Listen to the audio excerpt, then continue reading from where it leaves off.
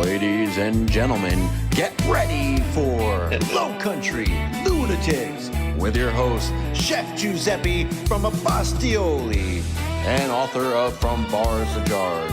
We're going to get down, we're going to get real, talking food, faith, and fellowship every Friday on the Lunatic Network. Spill it out.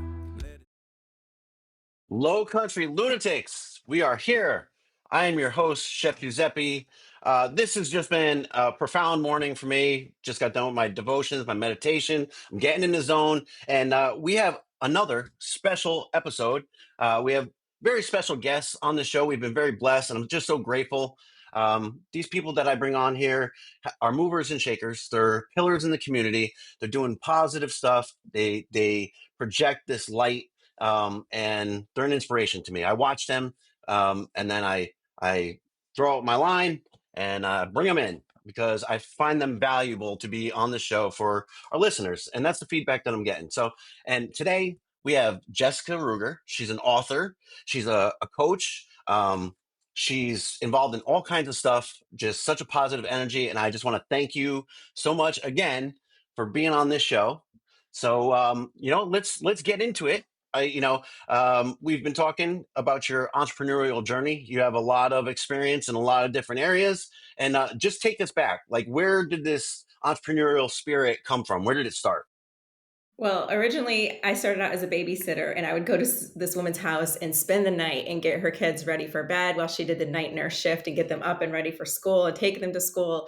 And so that's where it started. But then I went and started working for the man and did that about, I don't know, maybe 40 some jobs. I lost count at some point. But at one of the last positions that I held where I worked for someone else, I was helping him put together an ad for a local florist that he was representing. And I got to know this woman who owned a local publication. It was a coupon magazine called the Mount Pleasant Shopper, and it went to 15,000 homes 4 times a year. And miraculously, when she ended up wanting to get away from that position and be full-time art gallery with her husband, Robert, I was the benefactor of that. She just gave me this business. It was already operating. It had a great return on the investment already. And it took me into all the local Mount Pleasant small businesses. And I just got lit up talking to these small business owners and wanting to help them grow their business in the way that I could. Wow. So what was it that what was that relationship like with that couple? Like, were they mentors, or did they like coach you into starting this business or taking over this business? How was that transition? No, at the time, we were just really good friends. I went to their wedding.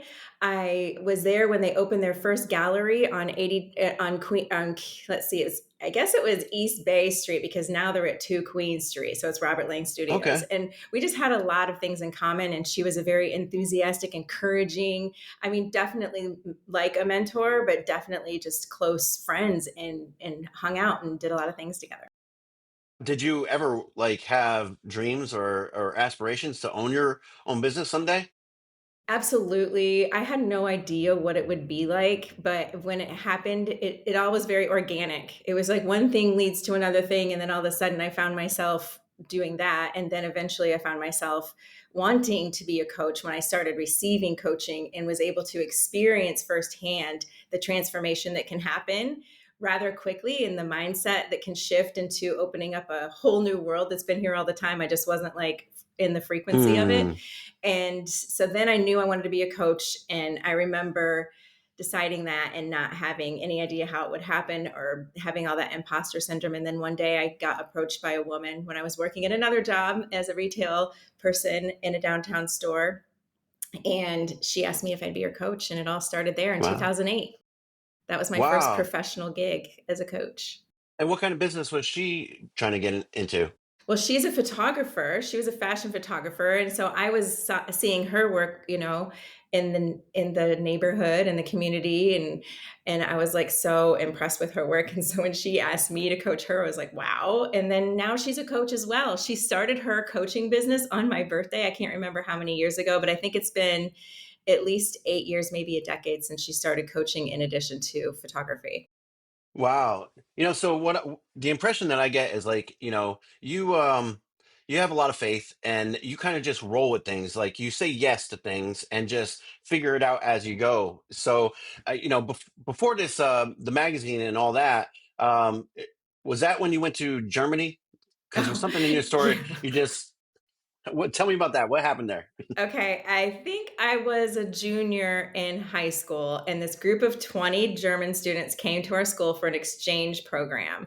And I just was smitten with the tallest, most handsome man in the group, and his name was Christian. And he was there for a short time, but in that short time, we cultivated that teen spirit, and we fell in love with each other. And we decided we were just going to stay in touch, and we wrote each other par avion. And then which is airmail, and he ended up coming over with two of his friends and stayed the whole summer between junior and senior year. And then when the day after high school, I had bought previously with all my graduation money and some of that babysitting money, and bought a ticket and had a little bit of cash to get myself through, the beginning stages of moving to Germany. So it was my first flight ever. I flew from like Detroit to Frankfurt, no cell phones, saw him at the airport, and it was going to be happily ever after. And what happened? Well, I got a letter from like the government, and they were letting me know that I didn't have a visa that extended me beyond the 3-month mark, and that I would have to return to the States unless I decided to join the military, get a job, go to university, or get married. And so I So, decided to go back to the States. wow, wow, Yeah.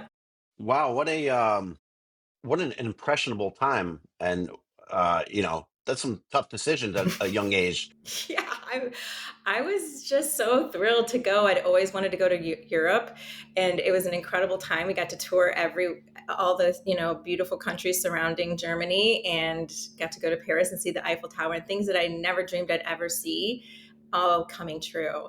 Interesting side note to that is 18 years later, I was working for an event planning company, an international event planning company, and they wanted to go to Wiesbaden for a German company, and they invited me to go back. So I remembered his mother's phone number and called her and reached out to him, and he drove up and met me, and when I wasn't working, we were going and like translating from our books and having conversations together, and it was extraordinary to see him 18 years later. Wow. Not a romantic venture, but a truly incredible experience to see him again. Wow, how inspiring. Yeah. Wow, that's incredible. Yeah. So now do you speak fluent German? Nein, aber ein bisschen, which is no, but a little bit. I used Okay. to speak it Okay. very well. I got really good at it because, they say, and I just learned this recently, that if you want to learn a foreign language, the best way to learn it is be in love with someone that speaks that language because it's Yeah, such a motivator. yeah, absolutely. Yeah. No, I've heard that too. I've heard that same thing. Now, have you traveled like you got back to the States? Did you do some traveling here too or Well, actually, I got, which was my first like legitimate where the government takes a little bit out of your paycheck job. And I was working at a Sizzler in Battle Creek, Michigan, which is 20 minutes from where I lived. I was living back with my parents after I had moved out at 16. So here I am back with my parents. I get a job at Sizzler, and I meet this woman, this girl who had the same birthday as me. And within a few months of working together, she told me she was going to be moving to Columbia, South Carolina. And with one of the families I lived with while I was still in high school after I moved out of my family's home, took me to Myrtle Beach, South Carolina. And at that moment, I just got so lit up. It was March. I got sunburned. There were palm trees. There was an ocean. And I decided then that I was going to live in South Carolina one day. That was before I met Christian. But anyway, I ended up asking her, can I come with you? And she reached out to the people that were going to host her, graciously let me be hosted alongside of her. And we moved to Columbia, South Carolina. Wow, and you've been here ever since? Sort of. I ended up here, and then went to Indiana. And then remember crying in the middle of winter when our battery in our truck died. And I was like, when you take a big breath and the wind just comes all the way in and Yeah. infiltrates your whole lungs, both of them. And I was just crying. I was like, I did not move from Michigan to South Carolina to end up in Indy effing Anna. So I came down here and within a few weeks got a job at MUSC, and that was the big deciding factor if I was going to stay here in South Carolina and Charleston or move back up to Indy effing Anna. Wow. Well, yeah, I have had a similar experience. So, I'm originally from Connecticut, and Okay. in 2014, it's October, like the beginning of October, we got a 3 foot snowstorm. And me and my current wife, we're engaged at the time. We were trapped inside our basement for like 3 days, you know? So I was like, never again. I'm never shoveling another day in my life. I'm looking up on Google, where's the nicest place to live in America? Charleston comes up number one, and we're packing our bags. And by September, we're living down here. Amazing. I love Yeah. that that's how you did it. See, I knew it because of being here, but I also always thought I was going to live in Southern California or Arizona or Florida because South Carolina wasn't on my radar. But then as soon as it was, I was like, oh, this checks all the boxes. Yeah. And I've never been to Charleston before moving here either. It was Myrtle Beach that really sold me on this state. Me too. Yeah. It's crazy, right? Yeah, when you can get sunburn in March and there's palm trees and an ocean, like nothing, there's nothing like that in Michigan. Right. And you can't shovel sunshine. Mm-mm. Can't do Nope. Nope. For it. me, it was using those cassette tape player cover, like little covers to scrape the windows and having upper back pain when I was only 17 years old because the car would take so long to heat. It's funny. There was a snowstorm. I call it a snowstorm, like 2 years ago, maybe last year, like an inch of ice on my Oh, yeah. windshield Yeah, or yeah. something. Yeah. So we don't. There's nowhere that has ice scrapers. We can't buy them here. They don't sell them. So I took a spatula and I was outside and I recorded a video saying this is the Charleston ice scraper. Might have seen you doing that. Actually, that might have been the one time I saw you on social media. Yeah, it's funny. It was one of the prerequisites for me was to live where you didn't have to wear snow boots or need snow equipment. Right. Right. Yep. So back to the babysitting gig leading to a magazine. So you own the magazine? Yeah, I owned it outright. It was called the Mount Pleasant Shopper, and I hired a graphic designer and I printed it through this printing company. And it was a lot of responsibility. And at one point, I was doing that and working at Planning the Globe, which was the international event planning company that I worked with, and a single mom. So I was becoming. Those were the years I started to really take responsibility. Like before, I was I've always been I'm a Sag, so it's all about freedom for me. And so I Yeah. used to run from things to experience Mm, freedom. And then that's when I started to really embrace it. Becoming a mom really was the big precipice for everything in my life at 26. yeah. And so you're a faith-based business owner. So where did that start developing? Were you always, is it Christianity? What type of faith? Can you You explain? know, it's a very personal, embodied relationship that I have with God. And it's been called a lot of things. I didn't grow up with any of it. Mm, My first introduction to it was going to a church and being invited by other children in the neighborhood. And when I went, all the children that invited the children got to go up and grab handfuls of money out of these giant jars filled with money. And I was so hurt because I was like, I thought, I just was like, I felt like that was this motivation for bringing me there. oh, and yeah. and so it was just a strange, that was my introduction to it, right? And so then it was something that I always felt connected to but didn't know what to call it or Mm, how to experience it. It always felt like something that was far away and outside of me and mm, hard to attain, that I had to beg for something from. And then that just continued to evolve. And then I went in this spirituality thing where it was all about yoga and meditation and kirtans and things. And that was what that was. And it was beautiful at the time. And it was like, it's just climbing up that ladder. And the more that my consciousness expanded, I would read scriptures that made no sense at one point in my life that felt terrifying to me. And now when I read them, it's just like this instant activation and it expands me in a way that nothing else has, which is just like boom. Like right now it's been Romans 12:2, which is, mm. do not be conformed by this world, but be renewed by your mind. And it feels like that's what I'm here doing, and that's what I'm here to do. Wow. Yeah. Yeah. So, like, what I'm hearing is that you've always really been seeking something, and trying to have that relationship and building that relationship. Is Yeah, that that right? freedom. I've never been more free than I am right now. And I have more responsibility than I've ever had. and it's by the grace of God, and that provision, that supply, that energy, that just I can it's the dependency. I was Mm. codependent, but I was codependent in the wrong direction. Now I'm codependent on the accurate, the accurate design.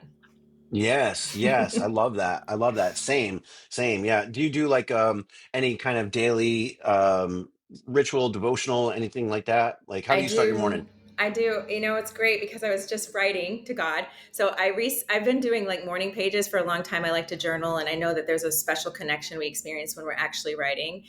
And funny enough, a week ago, I got to they all ended up being letters to God, just writing to Mm, God, expressing my feelings, where I'm at, what I love, what I'm letting go of, and then communicating, kind of like Neil Donald Walsh did with Conversations with God. conversations with God. Yeah. Yeah. And so now I'm just like, dear God, it's me, Jessica. And I just go from there, and it just kind of comes through me, and it's really beautiful. So I do that. But in the morning and whenever I wake up through the night, the first thought that I have now is connecting with God and talking to God or thinking with God.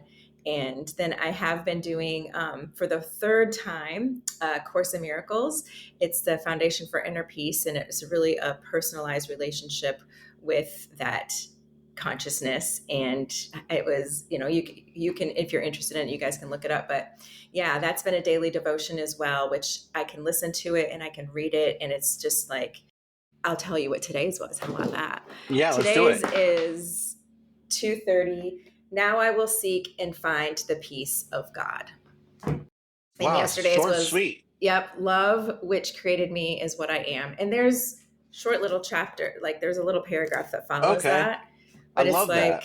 it's just it really, that's what helped me to really kind of concretize and know and experience God without doubt, without worry, and really having faith. And that's what's helped the scriptures come alive within me as well. And I don't know about you, but when I am tapping into that source, right, and I'm having that like communion and those conversations, um, it really helps with my decision making. Like I don't struggle to make decisions. It feels like it happens just naturally, organically. Like there's a shift, right? Is that what your experience is? Yeah, it's like going with that energy that is in us and as us. And so when we're connected, when we're aware, because we're always connected, when we are aware of our connection, we're experiencing a very different experience. And it's just so decisive and so trusting. And it's like being in the creative flow. Writers write when writers are writing, when actors are acting, when Mm-hmm. when we're creating, when painters are painting, this is our art. Like one of my mentors said, you're a work in progress, you're a masterpiece and a work in progress. And I really feel like I create my life as art now with Wow. this awareness. Yeah. I mean, Yeah. we're What a creating constantly. right now. Our experience, we're co-creating right now. Right now. Yes. Yes. It's like embodying that spirit and then living it out, in everything we do. So yeah, I mean 24 hours a day, we are connected. Yeah, never not. And It's just we can, and the gift that we have is that we can believe whatever we want, right? We can make these choices. We can believe what we want. We can think what we want. But I know that from the training that I've done and with coaches, and consciousness is really about focus. And so I'm like, why would I focus on anything else? Because focusing on God is what allows me to create more powerfully and be in faith when it all looks like shit's going wild and it doesn't look like it's going to work. And right, it's like double down. And then it's like, well, why would I do it any other time? Like it's like salt. It makes everything better. And right. as a chef, Yes. it's like, it makes Right. everything taste better. That's right. And, the morning pages, I've heard that term before, and I've never heard anybody else say it other than the author of The Artist's Way. Is that where Yep. you got it from? Yep. That's where I got Wow. it from. Wow. Julian Cameron. Yeah, That's right. I went through a group with some girls. It's funny, the first time I did the Course in Miracles, it took me like 3 years. The second time, it took me many more years than that. And then now I'm doing it, and I've been consistently doing it every day. that just kind of shows you where my level of consciousness and commitment was before. And the Julian Cameron book as well, I had bought the book in like 2006. I made a commitment to do it. And then you can see where I also made a commitment to do it in like 2008. And then again in 2010 or something. And then last year I committed and I did the whole thing. And I've been writing morning pages pretty consistently ever since. You know what I'm getting to from this conversation is you're very intentional. Like Yes.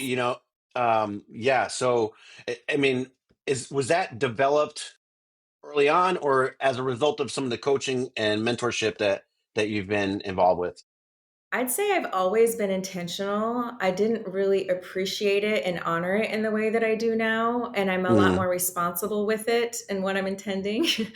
And so as a young girl, I pretty much knew what I wanted, but it wasn't always acceptable or mm, accepted or in alignment with what my family of origin was. I was very different from them. And so I knew what I wanted and I could go and get it, but it wasn't always in the cleanest ways. I was unconscious. I would manipulate for it. I would seduce for it. I would do whatever I needed to do that I knew how to do. And again, once I learned from coaches, it was really refining that process to make it like really clean energy. So there's, no more manipulation, no more seduction, really just asking for what I want and going about it in the path of least resistance that causes no harm to anyone, including wow. myself. Right, right. And that's so important. That's so important. If you know, for me, I was like misguided. I was like a missile, but with no guidance. Just No, and no I would hit bullseye. right. I would just hit all kinds of objects, without really intent, not on purpose, but I was just a mess. I was just absolutely misguided. Is the only way I could put it. Yep, left So to our own devices, we can only do what we know to do. We can only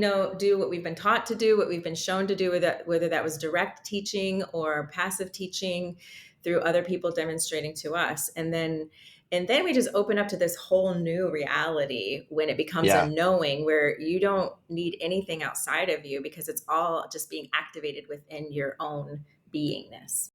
Yeah. So what are some of the ways that you tap into it? Like how do you ground yourself and how do you connect with that power? Well, it's interesting because it is intention, right?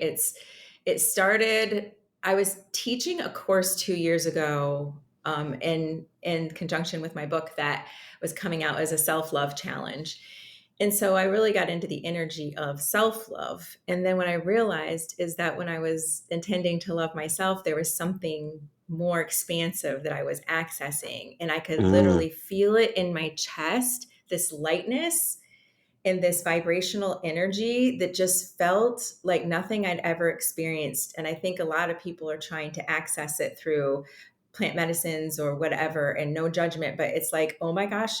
And I've done things like talk about misguided. Like, there's nothing I've ever done or taken or experienced that allowed me to have this experience, which this is vibrational lightness in my chest, which felt like so expansive and so welcoming, and it wasn't an escape from anything. It was like an invitation into this truth, this love, this peace that was so like enjoyable, and I learned how to be able to tap into that with less effort over time. And so sometimes I do have it feels a little further away, and so I have to sit a little longer and focus a little longer to access it. But generally speaking, it can sometimes just be instantaneous, like I'm feeling it right now. yes, yes. I feel it right now. I feel it through you, and that's the unity in it all, right? We're all connected, you know. Yes. And so when did like your mission become like basically service? You're being of service to others and helping. You're encouraging. You're empowering. So your power inside. You're channeling it to others. Is that when like the success really started? Gosh, it's all so like grasping for straws to figure out when it really started. Success has been a bridge, many bridges that I've taken. So I felt fulfilled before the actual, like, I think what the worldly idea of success is Mm, the yeah. money. So Yeah. I started to experience success when I could consciously choose to have the experience I wanted to be having, no matter what external circumstances were happening around me. I experienced this level of success in my recent marriage that we separated in 2021 and divorced last year. But that was like the longest relationship I'd ever been with anyone, except for like my children and my family. And it was an extraordinary opportunity for me to put into practice all the things that I had been learning, and it allowed me to really feel the success within my own being. So being able to hold myself in that power that we access within us, while witnessing something outside of me that felt very contrary to the experience I wanted to be having, but being able to create the experience within me regardless. So that was Mm. my measure of success. And then it just felt like, wow, everybody, I want everybody to be able to feel this power, because I never thought I could break free from that trap of codependency and needing someone outside of me to do or say something in order Mm-hmm. for me to be comfortable. And then when it just kept going to a new level and a new level and a new level. And then like I had the most extraordinary financial success year when I had hired a coach that taught me about money mindset. And I was able to just take these amazing leaps of faith, first and foremost, paying Mm. him was Yeah. the Yeah. biggest leap of faith I'd ever taken. I mean, that's Yeah. relative, but it was like in this realm of money and finance, I was like, he was charging more than I'd ever made in a year, except for the time I had the magazine and the full-time event planning job. But it was like, and then that started happening. But then, the relationship with God is probably the greatest measurement of success I can speak Mm-hmm. to, because when I made that amount of money that I had never made before, and it came in so fast and so easy, it disorientated. I was disoriented. It was Mm-hmm. like it shook me, and I wasn't consistently doing a practice with God yet. This is where this came through, because I Mm. went from this idea of, I want all of these things. This is what I want. I want to live in this house. I want to live downtown. I want to live in this neighborhood. I want to furnish my house like this. I want to buy this car. Like I got all the things. And then my focus shifted to, once I had them, I remember I was sitting on that couch behind me and I was just like, I was feeling the buzz of having this happiness that I had never reached, that was attainable only materialistically, that I never thought I would ever have growing up in a log cabin in the woods in Michigan, right? With no electricity. And so I was like, whoa, I've made it. Mm. But then something shifted in my awareness to, oh my God, what if I get sick? What if I lose it all? What if something happens to my children? Fear. What fear? So fear came in and took hold of me. And then I was so afraid of losing what I had created. And like I lost a friend group. There were like 4, 5, or 6 of us, all of them. I started seeing pictures of them on social media in their birthday parties, and I wasn't invited now. And so that was going. And then my ex started dating a much, much younger woman. And then that took hold of my attention. So I'm a big believer that focus creates reality. And I started focusing on what I was going to lose and what was happening, and how all these things they felt like a house of cards crumbling. Mm-hmm. When I started watching what I was creating in my mind begin to happen in reality, right? And so then that's when I just got to the lowest place, and I was terrified I was going to lose everything that I had created. It was so scary. I was so ashamed. There was a great level of shame within me that I had never Yeah. faced, that I wasn't even aware existed. It was like a big monster. And so I faced all of those feelings and just completely surrendered. And it's interesting, the little foreshadowing is my license plate that I got on my car, that my dream car that I wanted and got myself, is surrender, SRRNDR. And I Wow. literally I surrendered. And that's when I felt like so many shifts in my body, in my mentality, in my energy. And that's when I started reading scriptures and really being like this and praying to God. And then I would pray to God on my hands and knees for a client to come through, and a client would come through. And then in their intake form, they would say, I want to be closer to God. And I'm like, You can't make it up, right? And Right. so I would ask for what I wanted and I would be given it. And there were so many times where I didn't know how rent was going to be paid. And then the day it was due, or the day it was going to be late before it was due, it would come in a miraculous way. So it's just until you experience it, you don't. Yeah, like I couldn't have made it up. No one could have convinced me of this possibility. No, I'm sorry. I'm getting chills. Like Yeah. I'm feeling the euphoria. Like, for so long I was searching, in these external and materialistic things to find that euphoria, that peace, that comfort, right? And it was like chasing a ghost, And what's ironic is that the ghost, the Holy Ghost inside me gives me that peace, Yeah. you know, you It know? is. It's like you hear the sages say, the scriptures say, it's within you. It's within you. And you're like, not in here. Not in this body. Like I'm so special. I'm the one person that didn't get that, right?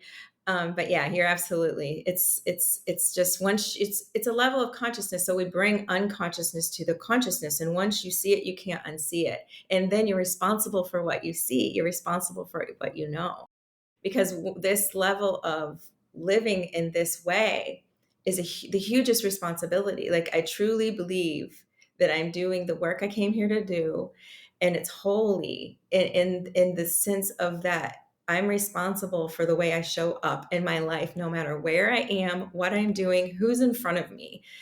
And I notice this is something strange I haven't shared with anybody. Okay, I really wanted to share it the other day, but it feels appropriate to share it now. I feel like this level of responsibility where it's a gift to experience things that used to bring me so much like frustration. So if somebody pulls out in front of me, I thank God that it was me that was driving the Mm, car behind that person, because I'm paying attention and I'm present and I'm focused and I'm compassionate. And I just am constantly thanking God for those things. Like, thank God I saw that child. It was me that pulled up to this light and saw that child riding his bicycle wanting to cross. Thank God it was me. Thank God it was me that got hit by the guy and T-boned my brand new car on King Street at the Market Street intersection, that could treat him with love and compassion and not make him wrong. Because these levels of growth have been so exponential that it's allowed me to be so free, that I thank God now, where I would have been like, why is this happening to me? It's yeah. my new car, like it's just such a shift that you can't, it's almost like a dream trying to remember how pissed off I used to be all the time. Right. That anger and those negative emotions, right? And the fear, especially, I feel like it's coming from the lower powers, Yeah, right? lower energy, lower power. Lower level, and yeah, and Mhm. it's like, and this these manifestation practices that that's what we're really talking about. It's like, I'm big in Neville Goddard or Napoleon Hill, Yes, yes. and it's like the more we focus on the lack and the fear and the stress and the worry and the anxiety and all these things that are happening that appear bad, the more we're welcoming it into our life and creating more of it, so to stop it dead and be like, turn it around, like exactly what you do. I mean, it's so vital to living a healthy, successful life. Absolutely. And happy. Like Happy. it's so joyful. It's so joyful. And to know that we have the power within us to create the experience we want to be having right now. And to Yes. really stop looking out there for permission or needing someone else to do or say something different than what they're doing. Like this gives me freedom that allows everyone else to be free to be who they are. Now, that's not saying that I never get frustrated. Like I still Mm, get frustrated, but it's sure. not, I don't make a problem out of it.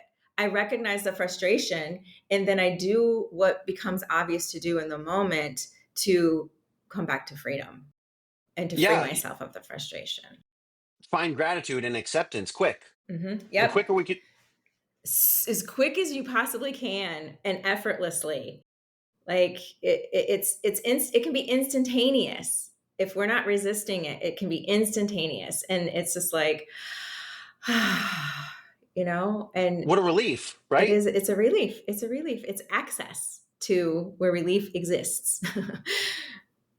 My mind is just blown. So let's talk about your book. When did you write your book? When did you start writing it? When did you publish it? And how did you publish it? Let's talk about that.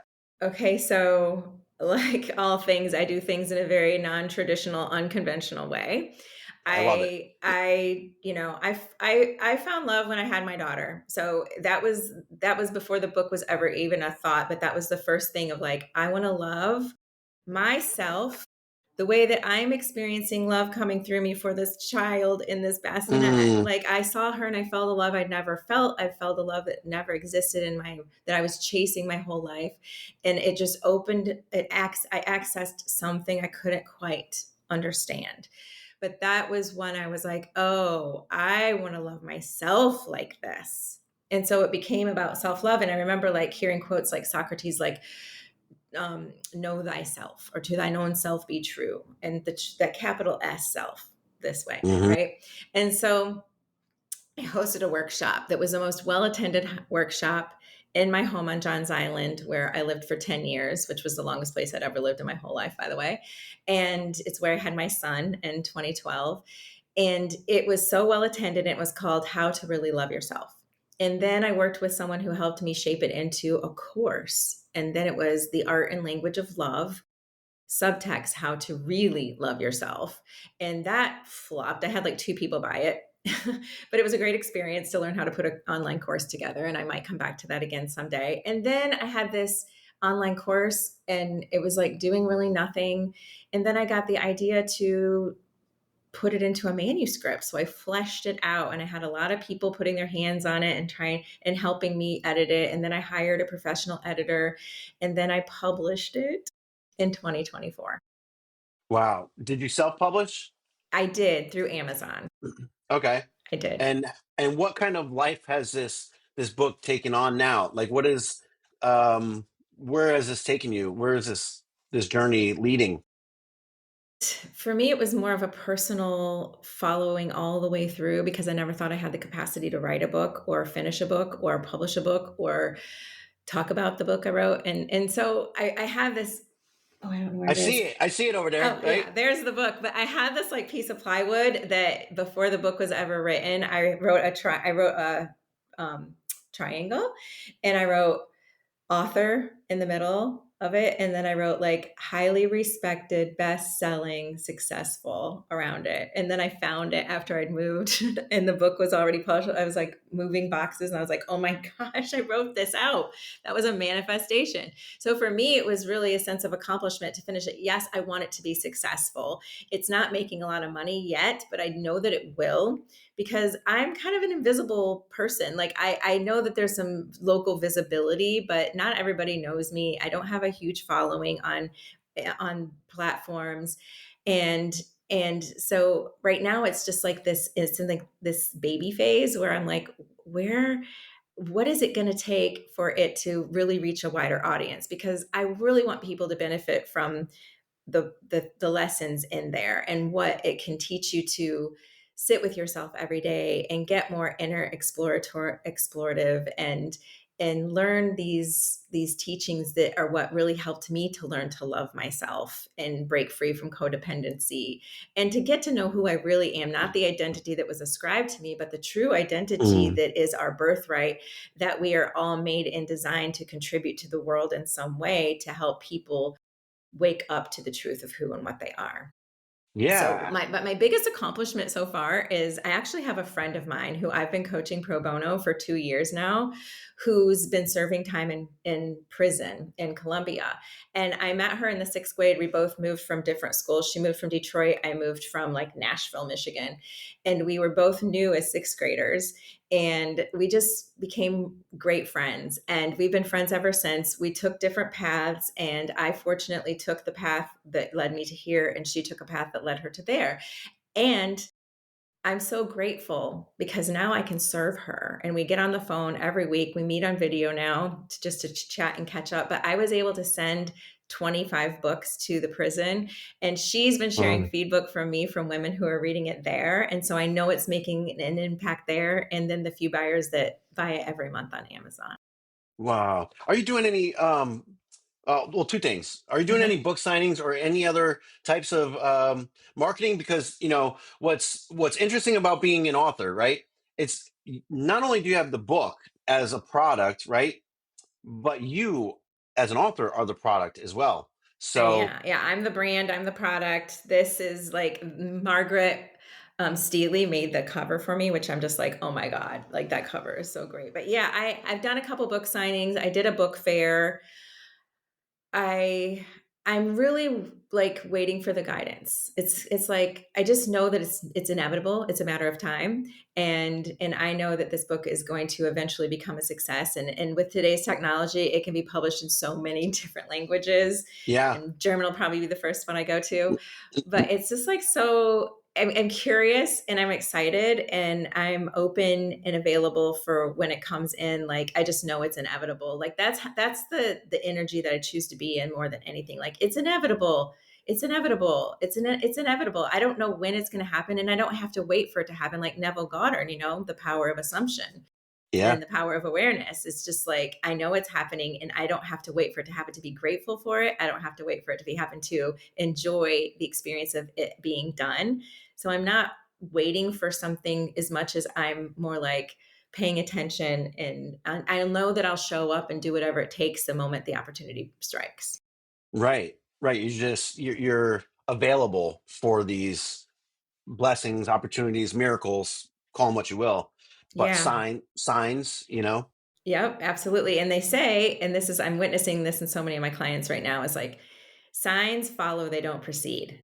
And so once you have a shift in your consciousness, the sign will show up. right?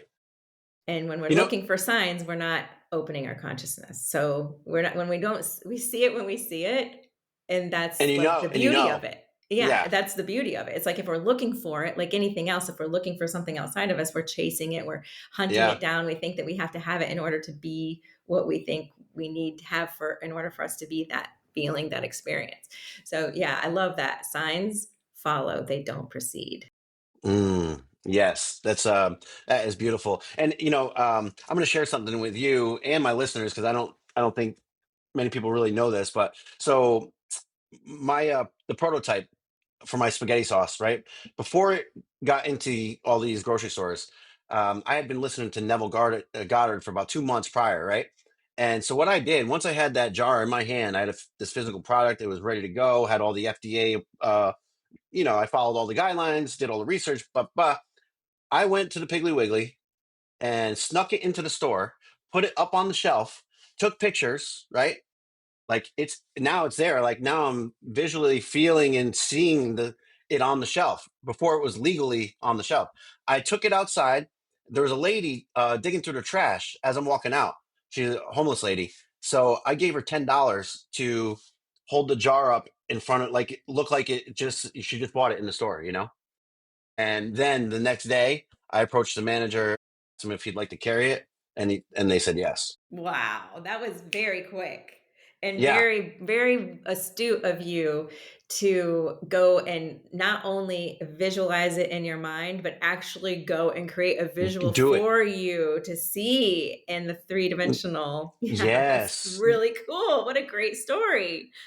I love that. And so like that practice though can be taught, like that intentionality and that boldness to sure, I probably look crazy. Actually, I know I sounded crazy to people. Like when I told somebody I was going to go do that, like, oh, you're going to get arrested, you're going to get lawyers are going to start sending you letters, you can't put that video anywhere, all this stuff. I'm like, this product will be on that shelf legally before I get any letters, I promise you. And you decided, feel the energy in that, what you just said. It Yes. will be done. It will be done. Yeah, I mean, but you could apply that with any type of, you know, um, business Mhm. agenda. You know what I mean? Or like I manifested a Mercedes while I was driving a black Cabrio, Volkswagen Cabrio. And I was working for the same guy that I was working for when I acquired the magazine. and I would pretend I was in this Mercedes. I knew exactly what I Hmm. wanted. It was a silver sedan Mercedes. And I would get in my car, and it was a German vehicle, so it wasn't too far of a stretch. Volkswagen, Mercedes are very different, but Yeah. there's still that emblem, right? It was just a little different. So there was some cool subtleties that I became aware of. And I would shut the door, and I would imagine it shutting like a vacuum seal harder, like a heavier car. And I would look back and see the Mercedes. I would see him on the car, and I would wave to the people. And then one day I drove to work, and it was sitting in the driveway, and I felt the same excitement that I would feel while I was imagining it, right? Hmm. So I knew it was mine, and I walked in, and after he was sitting with this couple who owned a store or a restaurant locally on Daniel Island at the time, and he came back to the office, and he's like, "Wow, so and so's they're selling everything and they're moving." And I was like, "Wow, is he selling that car?" And he said, "I don't know. I could ask him. Do you want me to?" I'm like, "That's the car I want. That's it. That's That's the it. one." And so he ended up buying my Cabrio from me. So I was able to pay it off. And then he financed that car for me. He bought my car for his daughter who had just turned 16. I had her dream car. This guy had my dream car. And then the guy fired me within a couple of weeks of that and said, "Keep the car." Wow. It You, cost me my job, but I got it. but you got the Yeah. car. Yeah. And but that's, and then I was doing the magazine, and there's other piece of that story which I can share another time, but that was it. It's just being in the energy of as it is right As now. if. Yep. And that requires a lot of focus and patience, but the cool thing about it is who you become while you're practicing that, because Right. it's not even about the thing. Mm-mm. It's you allowing yourself to be more and more in your authentic identity, and using your imagination for good, and using your imagination in favor of an outcome you really want to experience, and you're experiencing it right now because the brain doesn't know the difference between reality and falsehood. So it's like, it was so extraordinary, and I've been able to What a use that gift. technique. I was waiting for my car, and it had been months and months and months waiting for delivery on it. And I woke up in the morning, I was just like, "I want that car today." And I just sat up in my bed, and I put my hands on the steering wheel, and I was waving to people and seeing my car in the rearview mirror and looking at the white seats and all the things. And I swear, I went to go check my email later, like hour or so later, and it said, "Your car is ready for delivery." And I was like, "Wow!" It's that decision though, and really putting Yes. yourself. Feeling all the senses, right? Like Yep. the emotion and the excitement and the textures and the sounds, you know? Yeah, all of What a it. gift. Yeah, it is, and it's something that we all have the capacity We to all have it. do, and it's not easy like anything. It wasn't easy to start driving a manual shift car. It wasn't easy to start riding a bike. It wasn't easy to start walking. It wasn't easy to do a lot of these things that become easier with practice and progress, and then that compounding effect happens. That cumulative effect happens, and then you're like, "Here we go. This is fun. Right. I guess we're doing this. We're doing this." Yeah. Well, man, this conversation it flew by, and I want to get into the Star Gospel mission and the future of, is there a second book? Yes. So Star Gospel Mission is literally brand new awareness of mine. I have signed up to go do a tour. I made a little bit of a donation. I went to a fundraiser. So my friend Jessica invited me to this fundraiser, and it was this beautiful event hosted at the Francis Marion, and it's this annual thing that they do. And I sat next to a woman at the table who's part of the who's part of the mission where they find housing for single women with children. And Mm. apparently there's like 600, like, on record, 600 homeless children in the Charleston County. And it was just really like having come so close in my life to losing my house, or not being able to pay rent, and thinking I was going to be evicted. It took me to a place like, listen, I can't compare to their experience, and I'm not trying to. But I remember feeling the terror Yeah. of losing that. And it just connected, something connected in me. And I was like, I want to be part of this in whatever way that I can. So I'm excited about going and doing the tour and seeing where I'm led and how I'm led to be in service, and even just mentioning it. Like, and there's another part of the organization that finds shelter for men, and this home, the ones for women and children, is kind of new. So they're building houses and receiving donations for that. So I'm excited to see where this is. I always wanted to be involved in like the orphanage, but that's like the only thing that I could find was like working in the storefront. And I just want to be with the people in some way. And I don't know how it's going to unfold. So I'm just taking the baby steps to get there. But it felt very like, when it's true, it's true. Yeah. Yeah. Yeah. And then how can people support this Star Gospel mission? How can people contribute? I know that if you go to Star Gospel Mission and you just go to like Google that Star Gospel Mission, you can go, and I'm sure that there's a lot of references and resources there. And that's where I would invite people to go and take a look and see if it calls to you. And you can go and see a tour of their organization. They're a very friendly, hospitable, generous bunch. And it was really great to hear stories of people that are involved in it, have had or known someone who's been homeless. Yeah, absolutely. And now, do you have an agent for your book, a manager? Do you have a literary agent No, yet? I'm calling one in. I'm like, I want an agent. I've always wanted an agent. I want somebody to help me be seen. One of my, like, this year has always been show up more for more, show up more for more. And my word of the year was generosity. So I've been really doing everything that comes across me that I can. And I would love to have an agent. That would be so exciting, to work with somebody who allows my work to become more visible. And I did get featured in, I'm working with a marketing company that helped me get into some pretty big global online publications, like I don't even know the name, like Yahoo Finance. I was in that. And so there's a Yep. couple articles that are swirling around on the internet.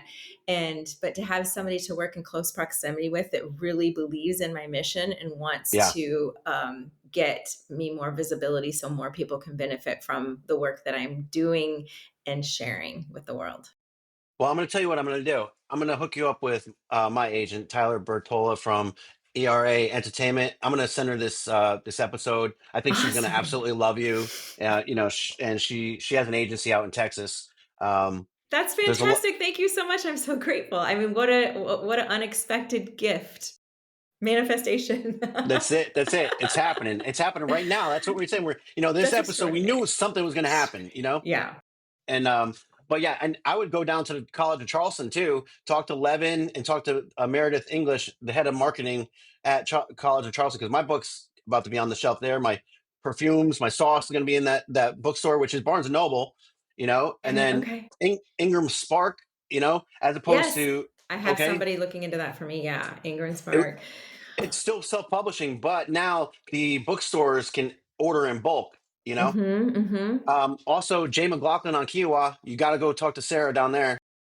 Okay, that's where your fragrances are held. Like I can't wait to hear to smell your fragrances either. Like that's all. Like I really did feel a connection, like in this entrepreneurial ship and having your hands in so many baskets. But I think that that's like what a real true creative is like. There's no box we can be put in. It's just like we go with the energy. We create what we want to create when we want to create it, and it has to make no sense. It needs to make no sense at all. Right. It doesn't. It really doesn't make sense to other people. You know how many people, and people just think we're crazy, because Yeah. we're speaking things into fruition, and things that haven't happened yet. And, we'll get accused of putting the cart before the horse and all that kind of stuff. Oh my gosh, the naysaying. And sometimes when you start to believe, you're like, oh my gosh, like Am I I had doing an that? opportunity to become a real estate agent back in like 1999, 2000, but I was so terrified. I didn't have the courage I had going to Germany and the courage that I have now to be an entrepreneur. I wanted that steady paycheck so that I could know. And it was such a little bit of a paycheck, but I was willing to take like $300 a week Hmm. instead of potentially selling $1 million home, because it was security, it was certainty. And so it was logical, but the extraordinary life is completely illogical. It is. It really is. And that saying from Alcoholics Anonymous, it says you can't keep it unless you give it away. And you mentioned the word generosity. So just show up and be generous. And by you coming on this show, that was generous of you. You're giving me and these, you know, these listeners, we can't even really quantify it, right? But there's people going to see this and going to be inspired and could, it's just endless opportunity, endless potential when you're living this intentional life. And I just want to thank you again. This has been so exciting. I'm all jacked up. I don't know if it's because I had 10 coffees or what, but No, I feel it too. It's the energy, and it doesn't lie. Energy doesn't lie. It's been extraordinary. I'm so grateful for your generous reach out and inviting me to be on your podcast. It was very exciting when I heard your intro. I was just like, this dude sounds like a radio personality. I love the vibe. I love the mission. I want to be part of it. So I'm glad we were able to make it work, and it was so easy and effortless and fun. Thank you. thank you so much. And God bless you. And, And you as just keep, well. keep shining that light. You're doing Thank it. you. You're Thank you absolutely so doing it. much. All right, I'm going to play a little outro commercial. If anybody is struggling with drug addiction or alcohol, there is help available. So here we go. Thank you again, Low Country Lunatics.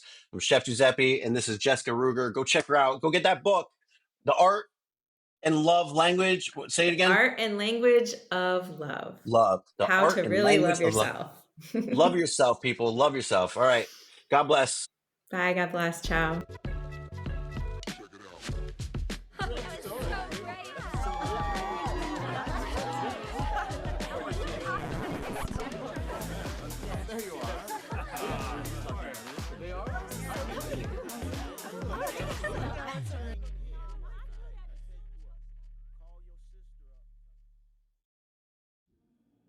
Alcoholics Anonymous. We're here to help. For more information, visit aa.org and download the Meeting Guide app.